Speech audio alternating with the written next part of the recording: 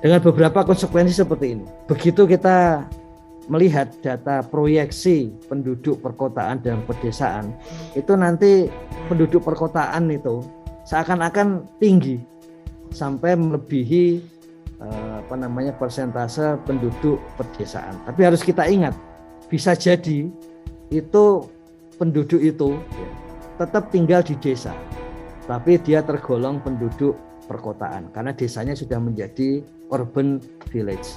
Apa sih maknanya? Ini lebih bermakna pada interaksi sosial dan budaya. Jadi kalau orang sudah terbiasa dengan fasilitas perkotaan, maka cara dia berhubungan, cara dia untuk memaknai sesuatu itu akan lebih condong kepada cara orang kota memaknai sesuatu ketimbang cara orang desa memaknai sesuatu. Jadi itu juga mengartikan bahwa yang seperti sering disampaikan di sarapan SDG Desa nomor 18 itu akan sangat penting dan berpengaruh ke depan itu. Karena proyeksi penduduk perkotaan di wilayah desa itu akan semakin banyak. Sudut pandang perkotaan akan semakin banyak.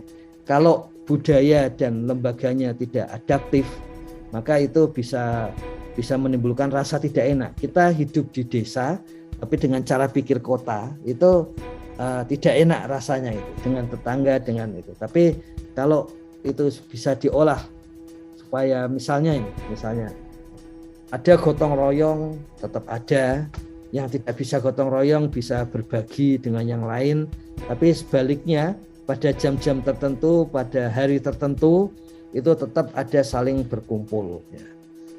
Seperti itu misalnya. Kemudian mungkin saja berkumpulnya tidak di warung, tapi memang ada ruang berkumpul saung sendiri seperti itu. Nah ini contoh bagaimana ada desa-desa di perkotaan yang beradaptasi dengan cara demikian. Misalnya seperti itu. Jadi tapi yang jelas kita menduga bahwa semakin ke depan itu akan semakin muncul hal-hal seperti ini di mana SDG Desa nomor 18 itu menjadi penting.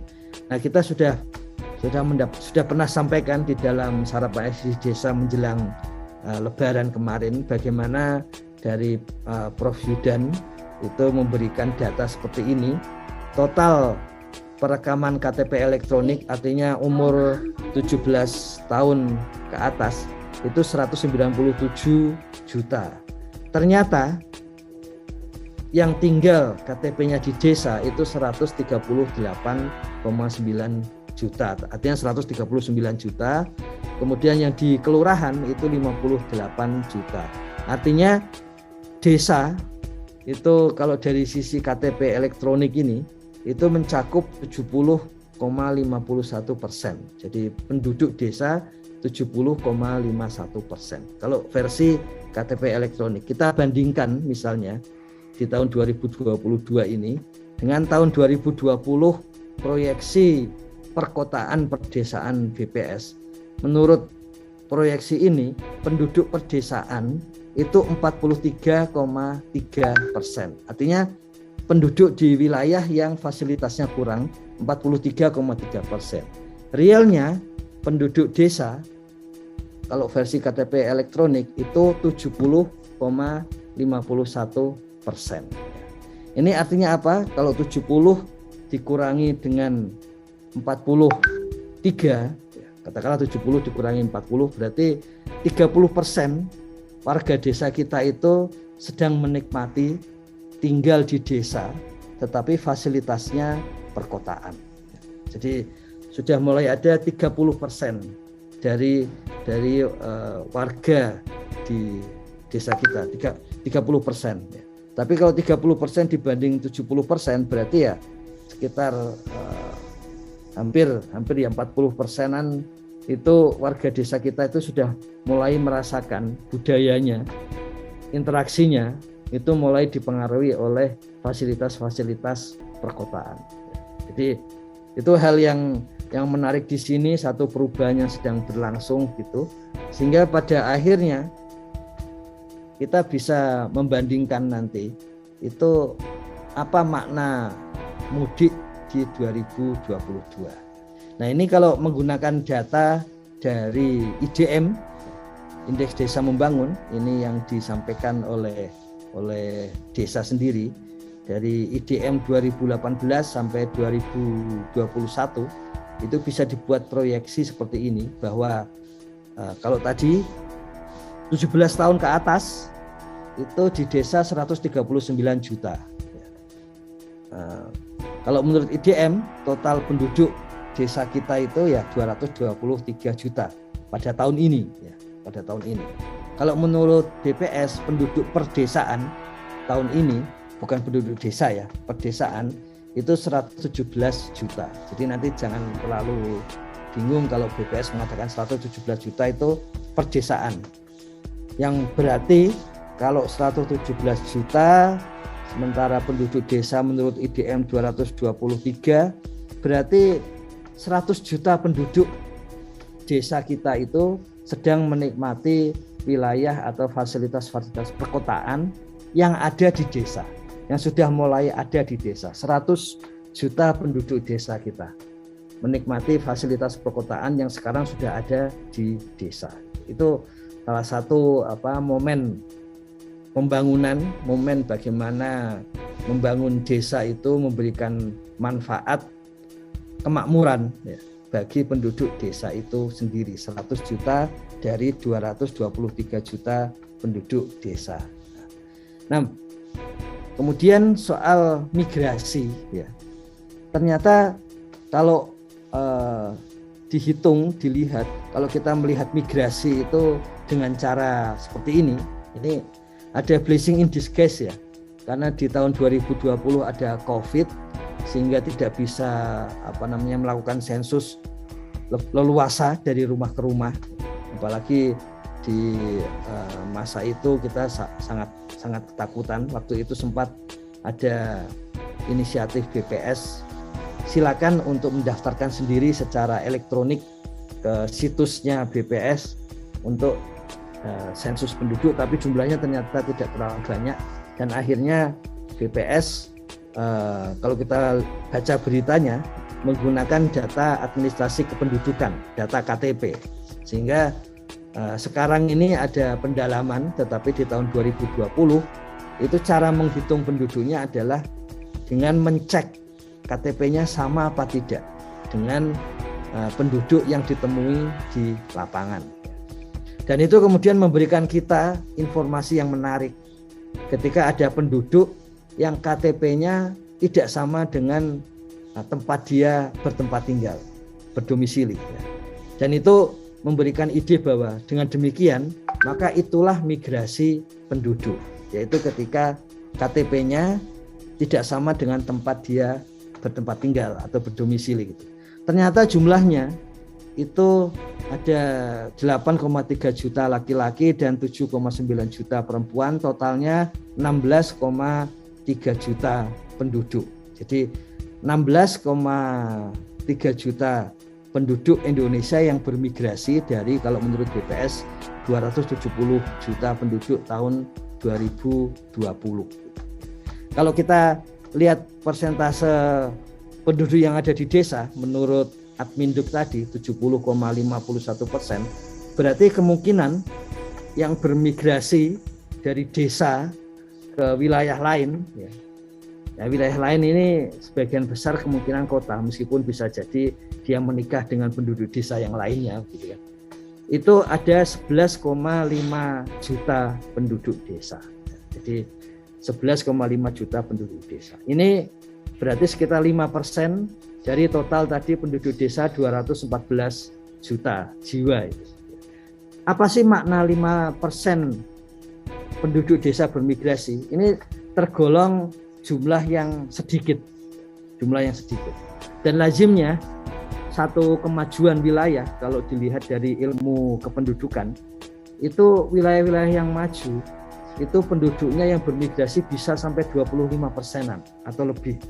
Jadi berani untuk berhubungan dengan pihak luar, berani untuk keluar dari wilayah dan sebagainya, itu membuat wilayahnya makin maju. Demikian salah satu kaidah dari ilmu kependudukan, terutama yang modernis itu, semakin banyak migrasi sebetulnya kemungkinan untuk memajukan wilayah itu semakin tinggi. Nah, di kita ini ternyata baru 5% dari penduduk desa yang kemungkinan dia bermigrasi. Nah, yang terakhir yang kiranya menarik untuk kita lihat itu bahwa tadi beberapa penghitungan awal migran dari desa kemungkinan 11 juta jiwa. Tapi Kementerian Perhubungan melansir bahwa pemudik itu 85 juta jiwa. Jadi dari 11 juta yang warga desa yang bermigrasi, ya, itu pemudiknya itu 85 juta jiwa. 85 juta jiwa. Ini kalau kita kurangi 85 kurangi 11, itu berarti jaringan antara warga desa dengan warga kota, tapi yang masih punya ikatan-ikatan ke desa, itu bisa mencapai 74 juta penduduk desa yang telah menetap di kota, bermigrasi secara permanen di kota. Kalau tadi kan yang 11 juta itu kan belum permanen. Buktinya KTP-nya masih KTP desa, ya. Tapi dia ada di wilayah lain gitu, terutama di kota. Tapi yang 74 juta ini, kalau benar 85 juta jiwa yang mudik pada tahun ini, 74 juta itu penduduk desa sejak zaman dulu sampai sekarang, ya, kalau zaman dulu itu ya berarti ya kalau melihat jumlah warga yang masih hidup ya yang lahir sejak tahun 45-an atau 40-an sampai sekarang gitu, itu ada 74 juta penduduk desa yang telah menetap di kota, tapi masih memiliki ikatan sosial ke desa. Ini berbagai penghitungan yang selama ini belum pernah didalami muncul, ya. Dan sebetulnya itu adalah potensi-potensi sosial dan potensi budaya yang berkaitan dengan desa. Bahkan meskipun dia ada di kota, tapi ternyata ikatannya ada di desa. Kalau menggunakan angka konvensional, mungkin yang mudik tidak 85, tapi sekitar 26 juta pemudik. Tapi 26 dikurangi 11, itu masih ada 15 juta penduduk desa di kota yang sudah menetap di kota, yang tetap memiliki ikatan sosial di desa. Jadi mungkin antara 15 juta sampai 74 juta jiwa penduduk desa yang sudah menetap di kota tapi tetap memiliki ikatan-ikatan sosial, kultural dengan desa. Dan boleh dikatakan kembali lagi kami serukan dari kemarin ini, kerabat desa sekalian, dituliskan kalau tenaga pendamping profesional di DRP apa yang terjadi di desa sebelum Lebaran tahun ini, saat Lebaran dan pasca Lebaran. Juga kerabat desa kami usulkan menulis untuk mendokumentasikan apa yang terjadi di desa kita masing-masing sebelum Lebaran, selama Lebaran 2022 dan pasca Lebaran ini. Karena ini 85 juta dari angka-angka konvensional sekitar 23 naik ke 24, naik ke 25, ke 26 juta, tiba-tiba melonjak 80 juta. Kalau ini benar terjadi, ya, itu sangat-sangat fenomenal. Sangat-sangat fenomenal, dan artinya itu satu perubahan yang pasti sangat besar yang dirasakan oleh desa. Sekarang mungkin tidak terlalu terasa karena baru beberapa hari berlangsung itu, tapi sebentar lagi bisa jadi terasa. Ada baiknya kita belajar bahwa ketika Kementerian Perhubungan menjelang Lebaran menginformasikan peluang mudik itu 85 juta, seharusnya kita sama-sama bersiap-siap di desa itu. Tapi ini sudah berlangsung, jadi karena sudah berlangsung, post factum sudah terjadi, ya kita berefleksi apa yang kemudian terjadi ketika 85 juta, artinya itu hampir 3 kali lipat dari angka-angka konvensional itu tiba-tiba mudik bersama dalam jangka waktu 10 hari atau mungkin sampai 2 minggu atau mungkin sampai sebagian ada yang 3 minggu itu ada di daerah. Kemudian kita ketahui kemarin jumlah uang beredar juga selalu meningkat gitu. Jadi ini pasti ada satu dorongan yang sangat kuat di daerah dan terutama di desa. Kita perlu segera mengetahui apa yang terjadi di balik angka-angka ini, yaitu dengan laporan-laporan dari kerabat desa, laporan dari tenaga pendamping profesional, dari warga desa, dari kita para pemudik seperti itu. Kalau itu dikumpulkan, kita akan punya pengetahuan terbaru tentang urbanisasi, migrasi, dan mudik.